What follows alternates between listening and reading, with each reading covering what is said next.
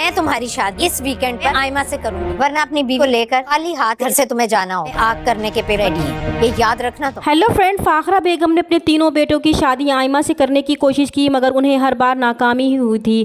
लेकिन इस बार उन्होंने फैसला कर लिया था कि वो किसी भी सूरत में शहरयार की शादी आयमा से करके ही रहेंगी। इसलिए उन्होंने पहले शहरयार को प्यार से मनाने की कोशिश की थी, मगर शहरयार ने उनकी बात मानने से साफ इनकार कर दिया था कि वो उसकी शादी ज़बरदस्ती आयमा से नहीं कर सकती। लेकिन फाखरा बेगम ने भी ज़िद पकड़ ली थी और शहरयार को धमकी दी थी कि अगर वो आयमा से शादी नहीं करेगा तो वो उसे घर और जायदाद से बेदखल कर देंगी। और उन्होंने आगनामा भी तैयार करवा लिया है, इसलिए आयमा से शादी ना करने की सूरत में अपनी बीवी को लेकर यहाँ से निकल जाए।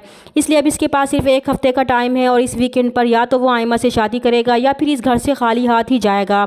अब शहरयार बहुत ज़्यादा परेशान हो जाएगा कि वो क्या करे। एक तरफ अमल ने रो रो कर अपनी हालत ख़राब कर ली थी और वो खुद भी आयमा से शादी नहीं करना चाहता था, लेकिन दूसरी तरफ वो इस घर और जायदाद को भी नहीं छोड़ सकता था, क्योंकि वो एक बुज़दिल इंसान था और अपनी माँ के खिलाफ नहीं जा सकता था। इस धमकी के बाद वो डर जाएगा और आयमा से शादी के लिए रजामंद हो जाएगा।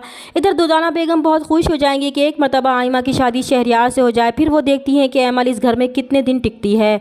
और इधर आयमा भी सिर्फ दौलत के लालच में शहरयार से शादी पर रजामंद हुई थी, क्योंकि इसकी माँ ने उसे समझाया था कि अफ़ान को तो वो कभी भी हासिल नहीं कर पाएगी, क्योंकि अफ़ान की आंखों में एनी के लिए जो दीवानगी उन्होंने देखी है उसके मुताबिक तो वह एनी को छोड़ने वाला नहीं है। इसलिए जिस तरह अफ़ान और एनी ने इसकी ज़िंदगी बर्बाद की थी, इसका बदला वो शहरयार से शादी करके ही ले सकती है। एनी को तो वो सबक सिखाएगी ही, साथ में अमल को भी शहरयार की ज़िंदगी से निकाल देगी। इस तरह वो दोनों इस घर पर राज करेंगी। इधर शहरयार फाखरा बेगम को जाकर कहेगा कि ठीक है, वो आयमा से शादी के लिए तैयार है, लेकिन इसकी एक शर्त है कि वो कभी भी अमल को तलाक नहीं देगा। तो फाखरा बेगम भी कहेंगी कि उन्हें इसकी ये शर्त मंजूर है, लेकिन वो दिल ही दिल में हंसेंगी कि एक मरतबा वो आयमा से शादी तो करे, फिर वो अमल के साथ करती क्या है। इन दोनों बहनों को उन्होंने इस घर से ना निकाला तो उनका नाम भी फाखरा बेगम नहीं है। लेकिन इस सब में अमल तो बिल्कुल टूट कर रह जाएगी। उसे शहरयार से इस बेवफाई की उम्मीद नहीं थी। इसके लाख रोकने और कुरलाने के बावजूद आयमा और शहरयार की शादी तय हो जाएगी और अमल इस सब का जिम्मेदार एनी को ठहराएगी और उससे नफरत करने लगेगी।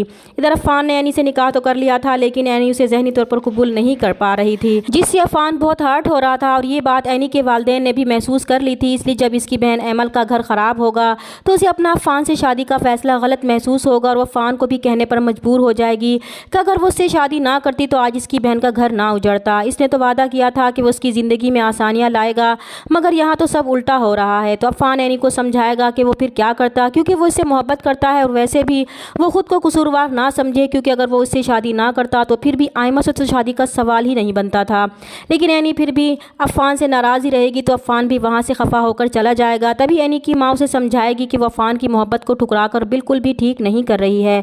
अब भी वो एक मुखलिस इंसान का दिल तोड़ रही है। ये अफ़ान ही तो है जिसकी वजह से वो अब तक सबका मुकाबला करती आई है। इसलिए इसे अफ़ान जैसे शख्स की कदर करनी चाहिए और दिल से अपना लेना चाहिए, कहीं ऐसा ना हो कि इस नेमत को खोकर उसे पछताना पड़े।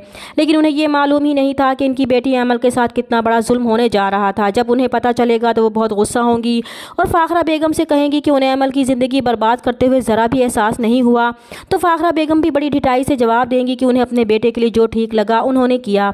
लेकिन अमल ये सदमा बर्दाश्त नहीं कर पाएगी और उसकी हालत बहुत ख़राब हो जाएगी। जब उसे हॉस्पिटल लेकर जाएंगे तो डॉक्टर उन्हें ये खुशखबरी सुनाएगी कि अमल माँ बनने वाली है। तो यहाँ शहरयार फ़ौरन शादी से इनकार कर देगा कि जो वजह थी वही ख़त्म हो गई थी, तो फिर ये शादी भी नहीं होगी। इस तरह आयमा और दुर्दाना बेगम एक बार फिर से अपने प्लान में नाकाम हो जाएंगी और फाखरा बेगम भी अब कुछ नहीं कर पाएंगी। चैनल पर नए हैं तो प्लीज़ चैनल को सब्सक्राइब कर दें। मिलते हैं नेक्स्ट वीडियो में, तब तक के लिए अल्लाह हाफिज़।